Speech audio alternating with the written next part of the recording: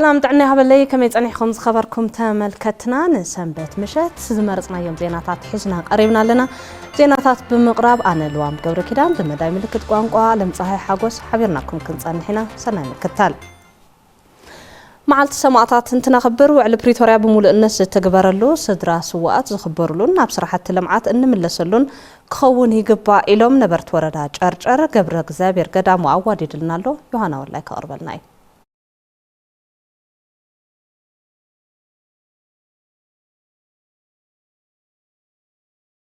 أب وردا جرجر مبل 37 عامت معلت سماعات حدرس وقتنا نمحاصل علاونتنا بزبل مريحة ساب تخبيرو معلت سماعات ملكيتهم رؤيتهم زهاونا نبرت وردا جرجر إذا بعلنتنا خبر وعلي بريتوريا بمول النت تكبرلو سدراس وقت تخبرولن ناب سراحة المعات نملسلن كخوني قبايلهم مصمم بسرحابهم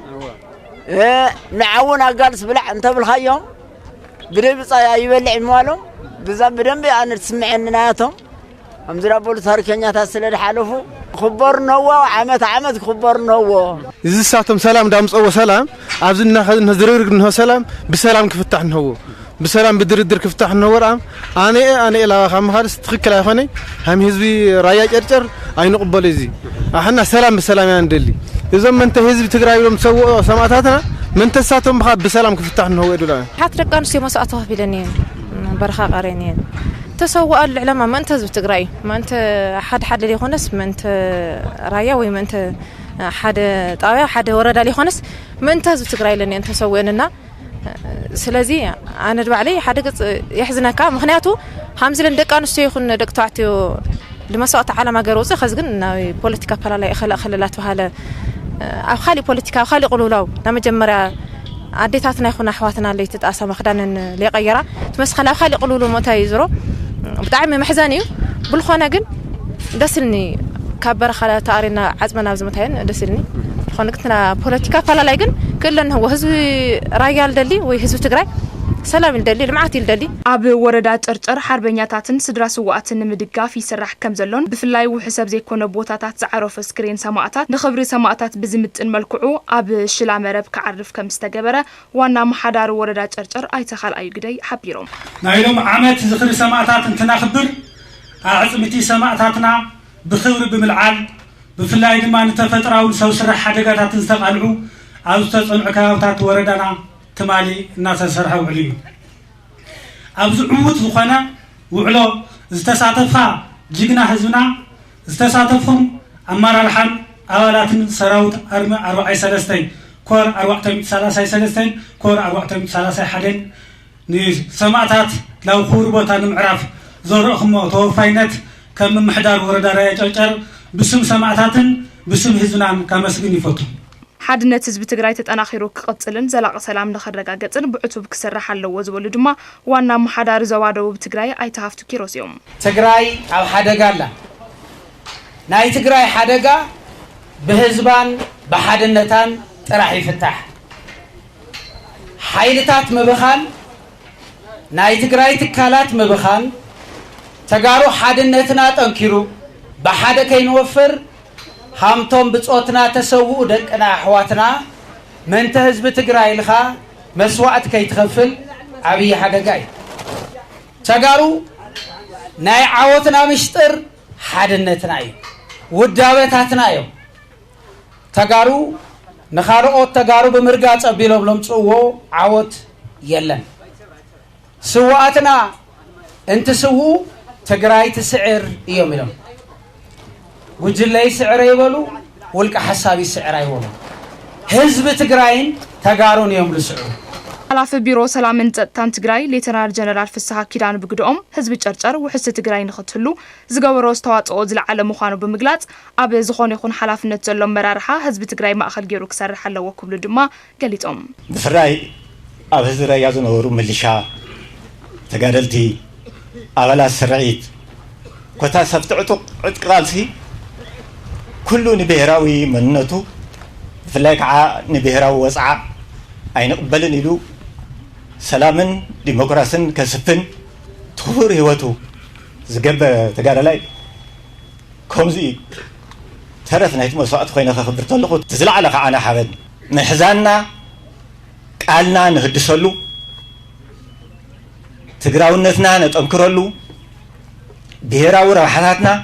ሓደራ ናይቶም ስዋኣት ነኽብረሉ ኮይኑ እዩ ዝበዓል ዘሎ እቲ በዓል በብዓመቱ ንገብሮ በዓል ዘይኮነስ በብደቂቁ በብሰዓቱ በብመዓልቱ ክነስታውሰን ክነኽብረን ሓደራ ከይንጠልምን ዘግብረና በዓል ምዃኑ ፈሊጥና እዚ ናይ ሰማዕታት ሓደራ ቃልና ነህድሰሉ እዩ ኮሚሽን ሓርበኛታት ትግራይ ናስር መሕሙር ምእንተ ትግራይን ህዝቢ ትግራይን ክቡር መስዋዕት ዝኸፈሉ ጀጋኑ ክኽበሩ ከም ዘለዎም አብሪሆም እንኮ ህይወቶም ወፍዮም ከም ዓዲ ክንቅፅል ንዝኸፈልዎ ክቡር መስዋዕቲ ኣፍሉጦን ክብርን መሃብ ጥራሕ ዘይኮነስ ድሕንነታ ዘወሓሰት ትግራይ ምህናፅን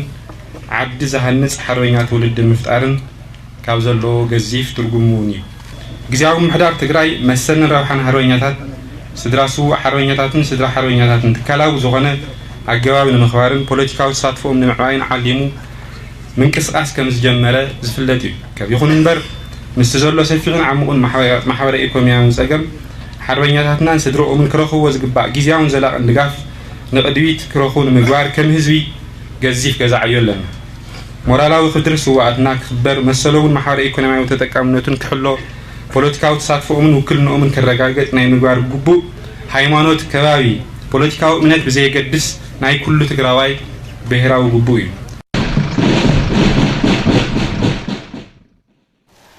መጽሓፍን ሰነዳዊ ፊልምን ክፍለ ሰራዊት ኣሕፈሮም ኣብ ከተማ መቐለ ኣብ ቀጽሪ ማእኸል ሓወልቲ ሰማዕታት ተመሪቐን ነታ መጽሓፍ ብምህያስ ናብ ምረቓ ክትበቅዕ ሞያዊ በርክቶ ዝገበሩ ኣምባሳደር ወንድሞ ኣሳምነው ኣብ ትግራይ ዘሎ ፖለቲካዊ ፈላላይ ንምፍታሕን መስዋዕቲ መናእሰይ ትግራይ ኣብ ሽትኡን ንምብጻሕን ምእንተ ትግራይ ሓቢርና ክንመክር ኣለና ኢሎም ታደለ ሓጎስ ከም ዝስዕብ ከቕርበልና እዩ ኣብ ሰራዊት ትግራይ ደቡብ ግንባር ኣርሚ 22 ኮር 223 ክፍለ ሰራዊት ኣፈሮም በታ ክፍለ ሰራዊት ዝተሰርሐ መስተንክር ዝሓቆፈ ኣፈሮም ዘርእስታ መጽሓፍ ንምረቓ በቂዓ ክቡር ጋሻት ምረቓ መጽሓፍ ጀነራል ዮሃንስ ወልደ ጌርጉስ መዲድ ህዝቢ ትግራይ በብዘመኑ ዘጓነፍዎ ተጻብኦታት ንምቕልባስ ሰፍሲ ይብሉ መስዋዕቲ እናኸፈለ ዝመጽ ህዝቢ ከም ዝኾነ ገሊጹ ህዝቢ ትግራይ በብዘመኑ ዝገጥምዎ ናይ ጥፋኣት ፈተናታት ንምምካት ህልውንኡን ምርጋጽን ዘካየዶም ቃልስታት ከቢድ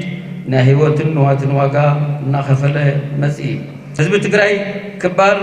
ዋጋ ከፊሉ ክባር ዓወት ኣመዝጊኡ ጥራሕ ዘይኮነስ ናይ ትውልዲ ህልውና ክቕጽል ገይሩ ኩናት ህይወት ወዲ ሰብ ዝቐጥፍ ማሕበረሰብ ዝህውኽ ኢኮኖሚ ዘውድም ኣንጻር ዕብየት ስለ ዝኾነ ንሕና ተጋሩ ኣምሪርና ኢና ንኹንኖ ኣብቲ መድረኽ ዳሳስ መጽሓፍ ዘቕረቡ ኣምባሳደር ወንድሞ ኣሳምነው ብግዶም እዚ መጽሓፍ ተጋሩ ታሪኽና ባዕልና ክንስንድ ከም ዘለና ዘርኢ ኢሎም እናቱ ጅግንነት ናይ ሰራዊትና ካብ ምጅማሩ ካብ ትጽጁ ዳሳስ ጥሪ መጀመርያ ኣብቲ መኸተ ካብ ዝነበረ ክሻብ ፕሪቶሪያ ዝሸፈነ ዓብዪ ታሪካዊ ሰነድ ታሪክ መጽሓፍ تصلح نمسنداد طرح يخونن نتو قصالو ولدون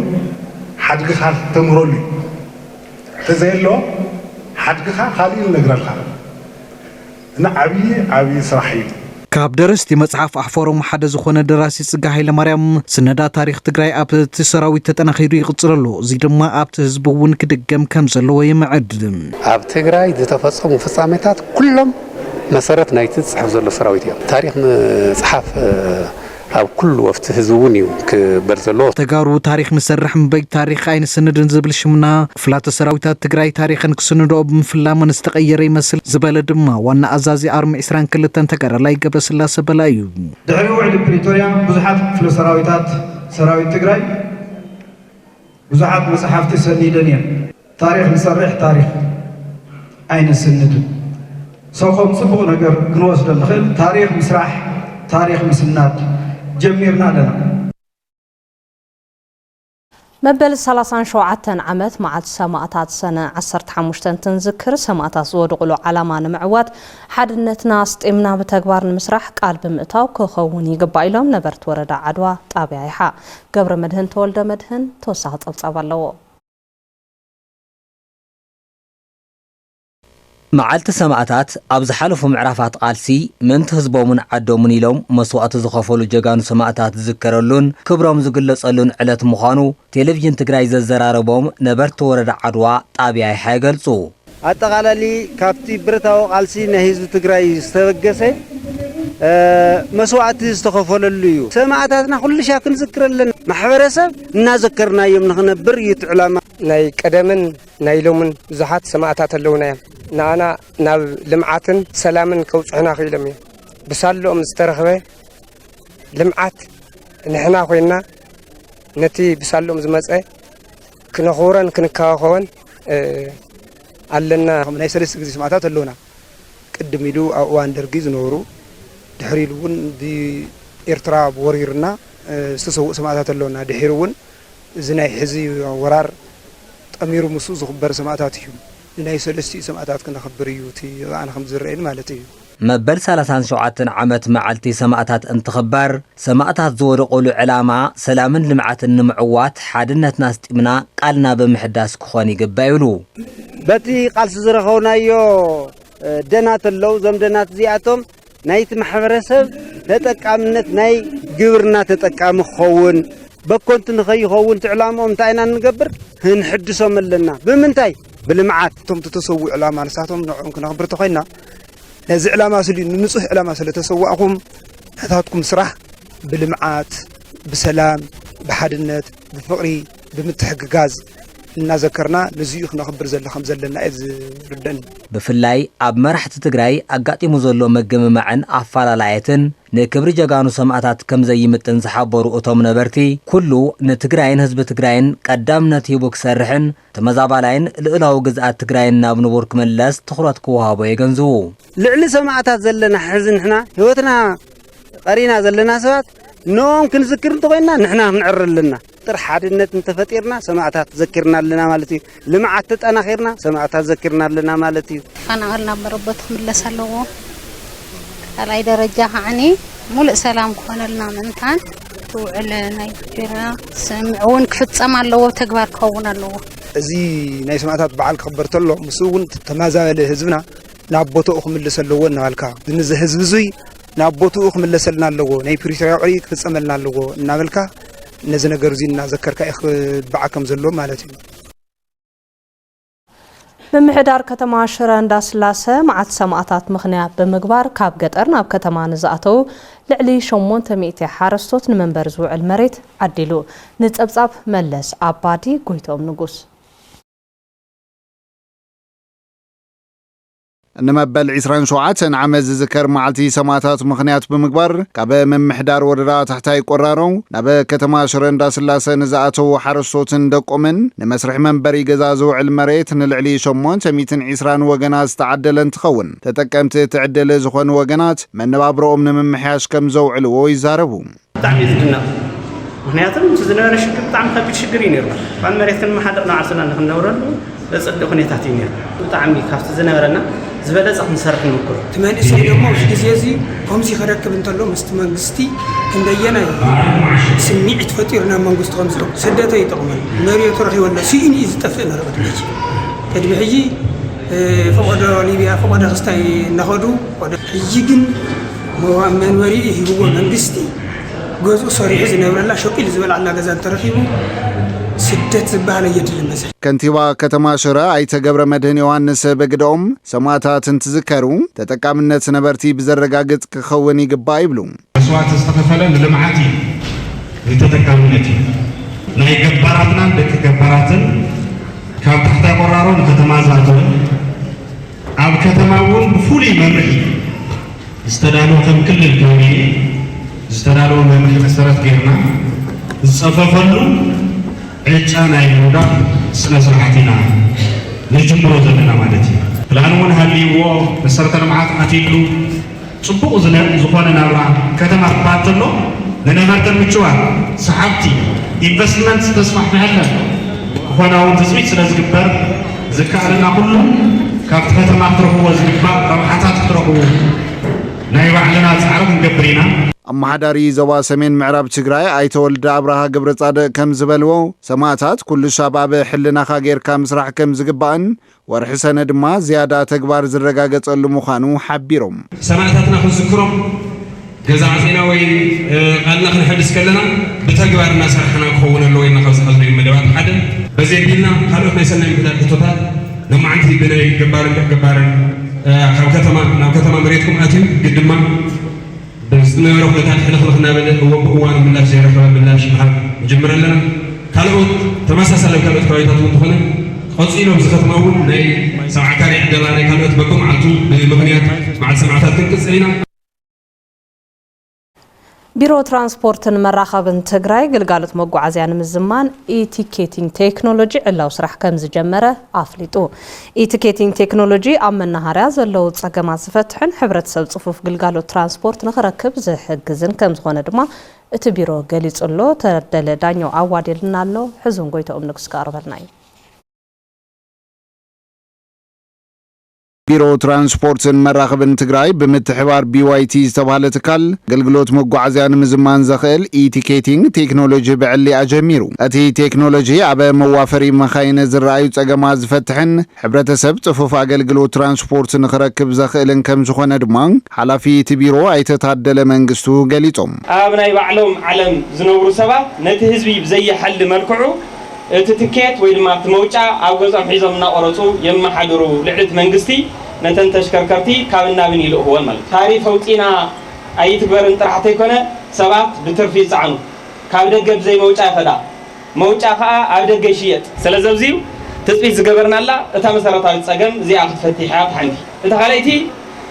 ዘሎ ናይ ምሕደራ ተሽከርከርቲ ምስ ቴክኖሎጂ ተተሓሒዙ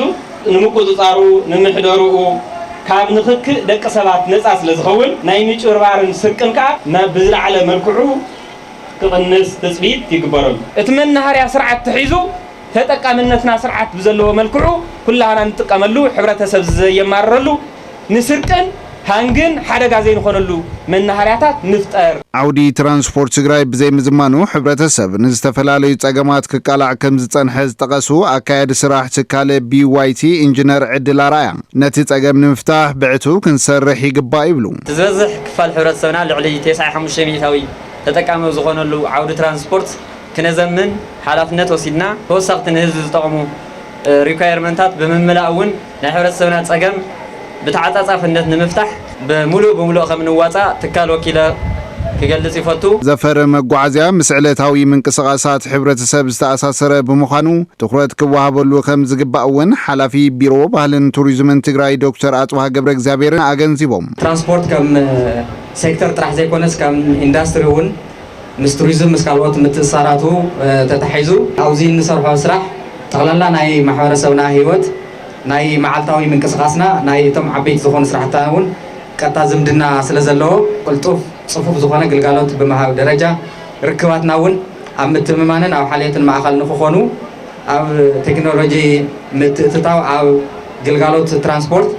ኣገዳሲ እዩ ንጽባሕ ዝበሃል ዋኒን ኣይኮነን እቲ ቴክኖሎጂ ስራሕ ዘቃልልን ግልጽነትን ተሓታትነትን ዘረጋግጽን ከም ዝኾነ ድማ ኣብቲ ዓውዲ ዝተዋፈሩ ሰብ ሞያ ተዛሪቦም ብሓፈሻ ንህዝቢ ሰብ መኪና ንሹፌራት ንረዳታት ንኹሎም ስራሕ ዘቕልል ከም ትሪኦ ዘለኻ ናብነት ዓድዋ ተኾይኑ ተገልጋላይ ዝቆርጽ ናብዚ ኣመጺኡ መጀመርያ ሹፌር ተራ ክሕዝዩ ቶም ተሳፈርቲ ካብዚኣ ገንዘቦም ከፊሎም ወላ ሓንቲ ቅርሺ ከየጉደሉ ሰላም ናብ ዘለዎ ቦታ ይኸደሉ ማለት እዩ ቀጥታ 200 ቅርሺ ተሃልያ 5 እና 10 ክውስኽ ዘይብሉ ብግጽ ክትሓዳደር ግጽነት ሓተፍንኒዎ ቅጽርኒዎ ማለት እዩ እሺ ሃገረ ሰላም ኣነ ተበጽሒና ከዚ ሃገረ ሰላም ኣዚ ኣይለ ሰርች ገብራየ ኮዳ ከዚ 001 ተኾይና ከዚ ድሽፈር ሃምዛ ኢለ ዘያ ከዚ ድም መኪና ወረፋ ክድሕዘሉ ማለት እዩ ነንቲ ከይቆረጽ ሆን 14 ሰብ ይከብ ትኽእል ጥረሻ ዚ 14 ሓቀይ ተሳፋርቲ ቲኬት ሕድሕድ ሂብናኒና ቼክ ኣውት ከዚ ንሆነና ተሳፋሪ ማለት እዩ ብሰንኪ ኣብ ትግራይ ዝተኻየደ ጽንተታዊ ኩናት ልዕሊ 4900 ህጻናት ትግራይ ካብ ማኣዲ ትምህርቲ ርሒቆም ኣለዉ ኢለን ሓላፊት ቢሮ ማሕበራዊ ጉዳይን እግሪ ምትካልን ሜጀር ጀነራል ዘውዱ ኪሮስ እተን ሓላፊት ነዚ ዝገለጻ ትካል ገባር ሰናይ ኤልሻዳይ መዓልቲ ህጻናት ኣፍሪካ ኣብ ዘኽበረሉ እዩ። ኣብዚ ዛዕባ እዚ ዮሃና ወላይ ተወሳኺ ጸብጻብ ተቕርበልና እያ። زي መንግስታዊ ትካል ገባር ሰናይ ኤልሻዳይ ካብ ዝጣየሽ ጀሚሩ ኣብ መላእ ኢትዮጵያ ንዝርከቡ ንልዕሊ 200,000 ህጻናት ሓቢቡ ናብ ዝሕሸ ደረጃ ዘብጽሐ ትካል ከም ዝኾነ እቲ ትካል መዓልቲ ህጻናት ኣብ ዘኽበረሉ መድረኽ ተገሊጹ። ሕዙውን እንተኾነ ብሰንኪ ኣብ ትግራይ ዝተፈጠረ ኩናት ስዒቡ ብርክት ዝበሉ ህጻናት ወለዶም ስኢኖም ተመሓዳደርቲ ጎደና ኮይኖም ኣካላውን ልቦናውን ማህሰይቲ በፂሕዎም ካብ ማኣዲ ትምህርቲ ተገሊሎም ከም ዝርከቡ መስራት እቲ ትካል ኣይተ የማነ ወልደ ማርያም ገሊጾም። እቲ ትካል እዞም ህጻናት ካብ ዝወጽሖም ልቦናዊ ሃሰያ ክሓዊን ክመሃሩን ይሰርሕ ከም ዘሎ ድማ አብሪሆም ኣብ ጎደና ዘሎ ካብ ተፈናቀለ እዩ ትዝበዝሕ 9% ስለዚ ኣብኦም እዩ ተዓብዩ ትኩረትና ሻዓዚ ሓደ ሽግራት ነይሮምና ቶም ሽግራትና ህዝብ ተቀሪፎም እዮም ዘለው መንግስት ትግራይ ቀሪፎም ኣሎ ህዝብ ትግራይ ቀሪፎም ኣሎ ስለዚ ህዚ መልስና ላብ ደቅና ሳይና ክንከብር ቶም ተፈናቀሎም ዘለው ትምህርቲ ልሳኑ ምግቢ ልሳኑ በሓፈዊ በመከራይ በቁሪ بصحين لوجد على له هزانات نعاتهم المحجازي. عند هذا هزانات ليس رحنا صنيحنا مكرهنا عصدنا بالصورة أقلال عبسنا عب هزانات كنسر حلنا أنتني سرحنا خوينا جزا أنا خنق حقايو سلزي أو حبرت السب كتنكر له سوحفتي أو زوجني نجار تخرط كورال. حلفيت محاورة قدين إجرمت كالن جنرال زود كيروس كدمتي ياب تجري استخايد وكينات لعلي تسعن حمشان مئتاو هتأنا تجري أب معدة مرتكتيتهم كم زنور بمجلات حزز بعلى بنخرول زلنا أوانجن بسنكت وكينات 4,100 هتأنا تجري كم معدة مرتكجليلهم أب كبيل سجم أب زلوا ليكبلا أجليتن 4% أونتي أو تمرتيلو ناويد أخيدهم تيلنا بتي كلولا ومخنيات باتي زقات أمام محبراوي قطباوي عنوات مخنيات زمهرهم سلالي ولهم حاوحاب سلالي ولهم ولدهم سلال سانو حاوحوتهم سلال سانو حاوحوتهم سلال تفلالي أي دبيتات تفنق لهم فقدو دنكان فقدو لمنا فقدو قدنا ونسلازلو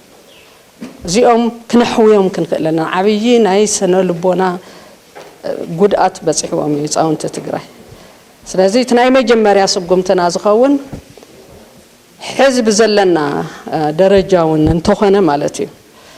ኣብ ህፃናት ሕውየት ክንሰርሕልና ዳይሬክተር ትምህርትን ስልጠናን ትካል ኤልሻዳይ መምህር ተስፋይ ጽሃብ ወገኖም ኣብ ህፃን ዝግበር ኢንቨስትመንት ንመጻኢ ዕድል ህዝብና ዝውስን ስለ ዝኾነ ኣብ ህፃናት ብትኹረት ክስራሕ ከም ዘለዎ ገሊጾም መጀመሪያ ሓደ ህፃን ክውለድ ተሎ ዓዲ ክርከብ ተወሊዱ እንድሕር ዓዲ ክርከብ ኮይኑ ድማ مجمريا بالسرع psychologically morally physically mentally بكل نجار تهانيس وتعويه لتعدي تركب عد خوين قلت الله سلازي أب هزانات زفتر كل نجار investment أب هزان لجبر investment نهي تعدي investment يركب صادقالي حزد ما لو تمرت لي تملس هزان اللي سلازي كلهم ملكتنا لولا أكلات من قستاو زي من قستاوي أبناي هزانات لو تمرت نمملس حزون أكل تشان 10 شمونتن زمت مزجوا ناي كله قصقاص زليو مخانو هزانات كابز زلوا نترعلو لو تمرت خاتيو أم مجبر ناي كلاتنا يقبلنا بحالة أكلات أفتو إنه ينفلكوا جورخ ولا اللو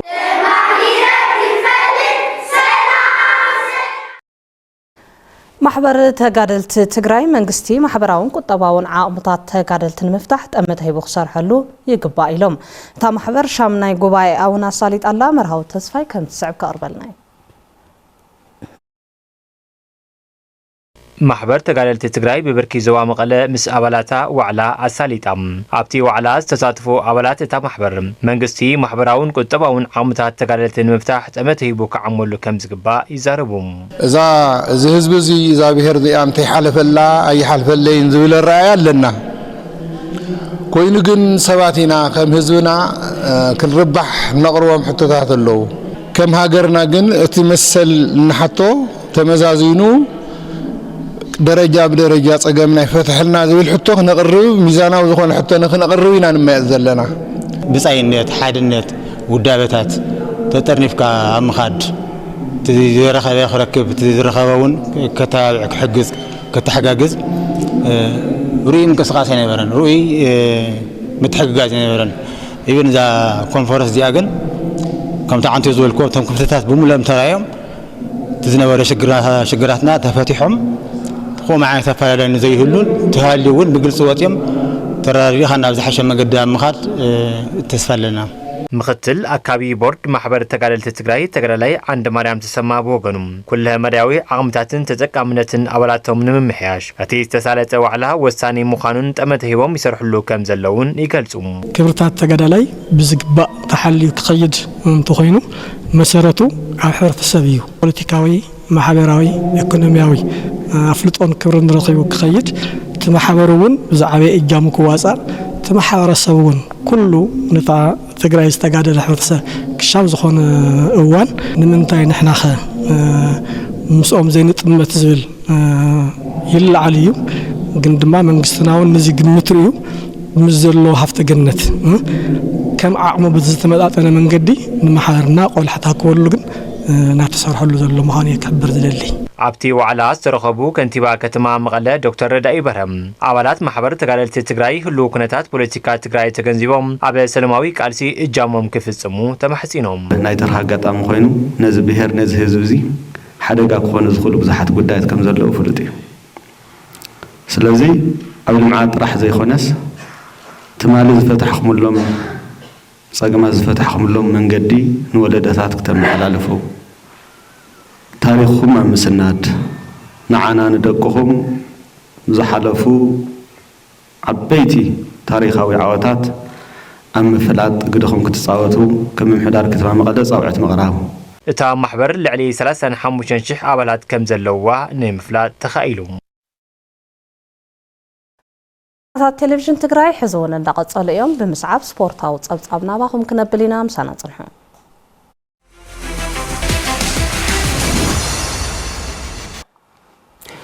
تنابلي كما يتصنح زخبركم تخاتلتنا استفرالي زينات سبورت حيزا قريب له حبن كحساي دما مس صبصبا سبورت حوراو صنحيت قبري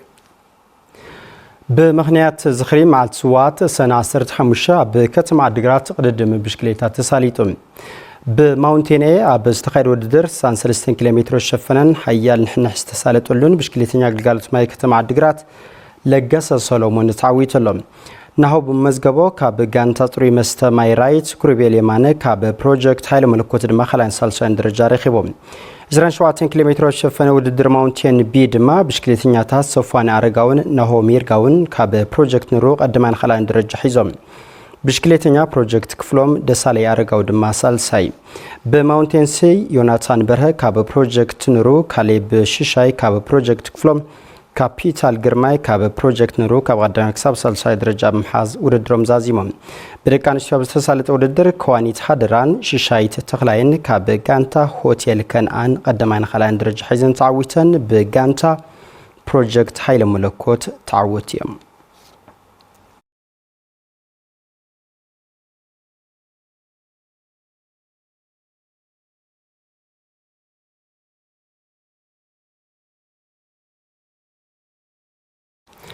زرزرنا بزحزنالو زعبا وشتعد كنسجر كلنا أب ملا صوتات سبورت إثيوبيا زعجو وسيت مزجاب تداليم كم زلو أبلات حريت جان تاكو سجر تجراي جليسو مالو سبز أب برهان بينيو بزجاب زفري قرب أبو الدر ملا صوتات إثيوبيا عوتات نمخان زخل أكلاون لبناون مدلاب بمقبر تنكر لممدي قبر كم زلو أب تودر كابز ساتفو أبلات حريتي جان تاكو سجر تجراي يزاربو بسلطان نستجرنا بق تريننج قبر لنا يا حرف مدلاب بسن البناون زرع على سر البنا مدلاون هنا يا كم تيمنا مسارات يا صبغتنا متصل عامل هنايو كل زوج هوني زدال لنا نتودر معت نتجرا وكنا نخزلنا تعم دسوهالني تقدسنينا ترام تزرني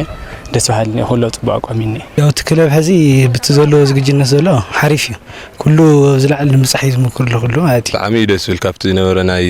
ደርሶ መልስ ናይ ትግራይ ዝሕሸ ተባሂሉ ተጫዋታይ ተመሪፅሎ 20 ከባቢ እና ብጣዕሚ ደስ ዝብል ምድላው ጽቡቃት ቆልዑ እውን ለው ብጣዕሚ ደስ ዝብል ምድላው ንገብር ለና تنحنحت بمخان نتوددر زمتن بقعت بمراي زحشه وصيت بمزغاب نعرسومن شم تግራይ ንምጽዋዕ ተዳልዮም ምህላዎም ወሲኾም ይገልጹ ከተዓለ ቢልና ያው ተዋንጫ አምጪና ተናዓለ ካዕመና አና እንጀራና እንትድሕሪና ዘለውን ተቃጫታይ ዘሎ ነው ንምስፋሕ እዩ ተዝለዓለ ማለት እዩ ብዙሓቶም እና ብዙሕ ጋንታታት ክወጽኡ ዝኽእሉ ዓቕሚ ኣለዎም ያው ከም ትግራይ ደረጃ ኸ ጽቡቕ ውጽኢት ነምጺና ዝብል ዓቕሚ ኣለና ያው ጽቡቕ ውጽኢት ነምጺና ዝብል ግምተልና ዝለዓለ ደረጃ ንኽነጥ ኢና ሓሲብና ዘለና ንሕና እናትና ዝሓዝናዮ ከመሰልጠንቲ እውን ኣብ ጽቡቕ ደረጃ ሒዝና ንኽነጽ ኢና ዝብል ተስፋ ኣብቲ ውድድር እውን በዓልና ርኢና ዝሓሸ ውጽኢት ንምጻኢና ንብል ዘለና ጋንታታት እውን ጽቡቕ ናይ ምራጽ ዕድል ንረኽበሉ ዕድል ስለ ዝኾነ ብደንብ ጠንኪርና ሰሪሕና ዝሓሸ ውጽኢት ንኽነምጺና ንሰርሕ ዘለና ድሕሪ ነዊሕ ግዜ ኣብ ከምዚ ዓይነት ውድድር ምስታፍና ንተወዳደርትን ንኩዕሶ እግሪ ትግራይን ዓብዪ ምንቕቓሕ ዝፈጥር እዩ ዝበለ ኣሰልጣኒ ሕሪቲ ጋንታ ኩዕሶ እግሪ ትግራይ ጎይቶም ኣማረ ተናሓናሕቲ ብምዃን ዝዕግብ ውጽኢት ክነመዝግብ ኢና ኢሉ ከም ትግራይ ዋንጫ ንምምጻእ ቀዳማይ ዕቅድና خلاص قصيل لما نتجاوزنا كنا مرت بيان سكول توسنا 4-5 تجاوز تمرتنا لقانتا عوي لتجري عوي جواتي لنا نحس صبوا أقم أريم لتجري لو عالم لما أنا قلت ترفله لو عالم خينا بيت يسوي خونه خوني له هنا تسويت من قبر መራሒ ሕሪቲ ጋንታ ኩዕሶ እግሪ ትግራይ ማኣርግ ተስፋይ ብወገኑ ጋንቶም ኣብ ሙሉእ ትግራይ ካብ ዝርከባ ጋንታታት ዝተሓረዩ ምዃኖም ብምዝኽኻር ትግራይ ወኪሎም ብምጽዋት ኣምባሳደራት ትግራይ ከም ዝኾኑ ይዛረቡ ያው ዞም ተጫወቱ ዚኣቶም ና ትግራይ ኣምባሳደራት ማለት እዮም ከም ትግራይ ወኪሎም እዮም ለኸለው ብዲሲፕሊን ልሐሸ መርኣያታት ኮይኖም ብኩዕሾ እውን ጽቡቓት ተናሓናሕቲ ብምዃን ተናእሰ ኣብ ውሽጢ ሰለስተ እናኣትየሉ ዕድል ክንፈጥር ኢና ብዝብል መሰረት ብኣንጻር ዝሰራሕና ኣሎ ብድኻሞምና ብልነበሮም ከመመራፀና መሰረት ኣብ ዓመት ሙሉ ኣብ ምንቅስቓስ ዝነበሩ ተጫወቱ ስለዝኾኑ ልሐሸ ውፅኢት ፈጠርና ዝብል እምነት እንና ምስ ፈጠር ኃይለ ውድድር መላእ ጾታታት ኢትዮጵያ ካብ ሰነ 10 ክሳብ 19 2017 በአሰናዳነት ክልል ኦሮሚያ ኣብ ከተማ ጅማ ክካየድ እዩ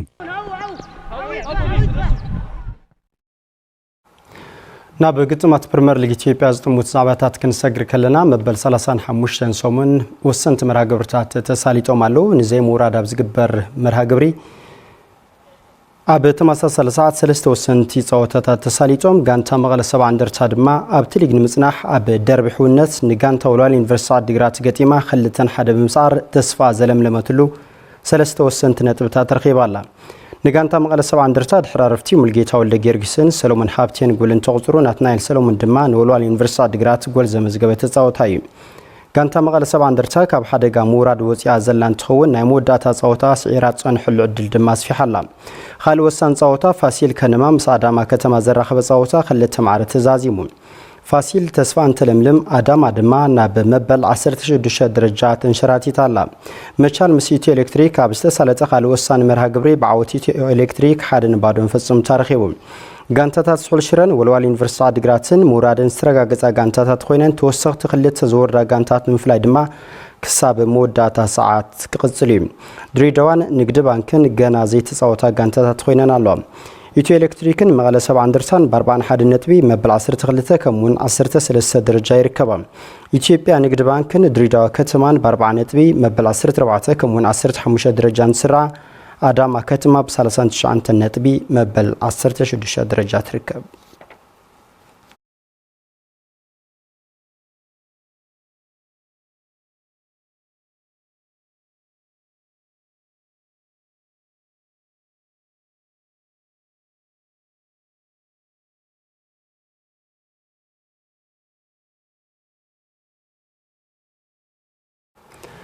ኣብ ሻምፒዮና ብሽክሌታ ኢትዮጵያ ብሉጽ ውጽኢት ንምዝጋብ ተዳልየን ጠንኪረን ይሰርሓ ከም ዘለዋ ኣባላት ብሽክሌታ መቐለ 70 እንደርታ ገሊጸን ኣለዋ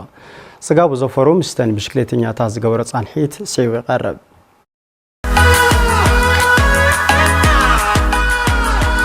ኣብ ብሽክሌታ ደቂ ኣንስትዮ ዝነጥፋ ካብ ዘለዋ ጋንታታት ሓንቲ ዝኾነት ጋንታ ብሽክሌታ ደቂ ኣንስትዮ መቐለ 70 እንደርታ ኣብ ሻምፒዮና ብሽክሌታ ኢትዮጵያ ውድድር ንምግባር ኣብ ቅድመ ምድላው ትርከብ ብርሃን ፈቓዱ ሰርካለም ታየን መረስዒት ኣሸብርን ድማ ኣባላት እታ ጋንታ እየን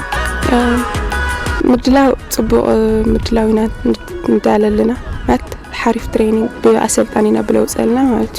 ለዚ ውድድር ብልኾን ደንብ እንሰርሕ ለና ኢና ያው ኣብ ጽቡቕ ዝግጅት ኣለና እንጂ ኢትዮጵያ ሻምፒዮና ማለት ነው ኢትዮጵያ ሻምፒዮን ምድላው ያው ሓሪፍ እዩ እና ያው ብጣዕሚ ዘጋጅልና ያው ሁሉ ነገር ምስፈታ ኣብቲ ውድድር ብደረጃ ውልቀን ጋንታን ዝሐሸ ውጽኢት ንምዝጋብ ድማ ቀንዲ ዕላማን ምዃኑ እተን ብሽክሌተኛታት ይገልጻ ውልቀ ሓሪፍ ውጽኢት ብበክለይ ያው ክስዕር ኢለ ሰርሕ ለለኹ እና ለለ ጽቡቕ ምድላው ላገበርኸ ያው ብጋንታላ ማለት ያው ጽቡቕ ስልጠና ወሲድና እጅ በጣም ተዘጋጅና ናይ ክሮኖ ብስክሌት ምናምን የለይ ግን በቃ በብዙ ጥረት ጌና ሰሪና ያው ማለት ብዙ ጻርኩ ቢያንስ ያው ውጤት ከምጽ ዝሐስብ ያው ሁሉ ነገር ሰሪ ጻርማ ያው ሁሉ ነገር ያስገበሪ ያው ከምዳታ ኸዓ ውጤት ከምጽ ነው ይሐስብ ዝሓለፈ ዓመት ዘመዝገበ ዓወት ኣብዚ ዓመት እውን ክንዕቅቦ ኢና ዝበለ ድማ ኣሰልጣኒ ጋንታ ብሽክሌታ ደቂ ኣንስትዮ መቐለ ሰብዓ እንደርታ ታደሰ ምክኤለ እዩ ብዙሕ ተሓሚጎ ነገር ይኾነ ጋንታ ፍቲ ናይ ደቂ ኣንስትዮ ብዙሕ ዓመት ሻምፒዮን እናኾነ ልመጽ እዩ ያው ዓመ ኢትዮጵያ ሻምፒዮን እውን ብዙሓት ኣዋልድ እውን ካብ ናይ ምርፅና ክሻዓ 4-5 ተጫዋት ካብ ምርፅና ነርና ኢና እቲ ናይ ኢትዮጵያ ሻምፒዮን ድማ ወርቂ ድማ ምፅና ኢና ሰርካለም ታየ ኣብቲ ናይ ተገበረ ኢትዮጵያ ሻምፒዮን ድማ ካብ ናይ ኤሊት ኤ ቡድን ኣብ እንቅስቃሴ ይኹን ኣብቲ ስፕሪንት ይኹን ኮሮና እውን ከወጥተን ጽቡቕ ክነምጽናት ናይ ዓመነረ ውጽኢትና ስክናቀውና ልልኩም ማለት ነው ሻምፒዮና ብሽክሌታ ኢትዮጵያ ኣብ ከተማ መቐለ ካብ ሰነ 18 ክሳብ 22 2017 ዓመተ ምህረት ክካየድ እዩ خبرات تملكتنا زينة سبورت تلفزيون تقرأ مكتات صنيحكم سنة مكتات عرفنا مسينا ببزل لكم برخي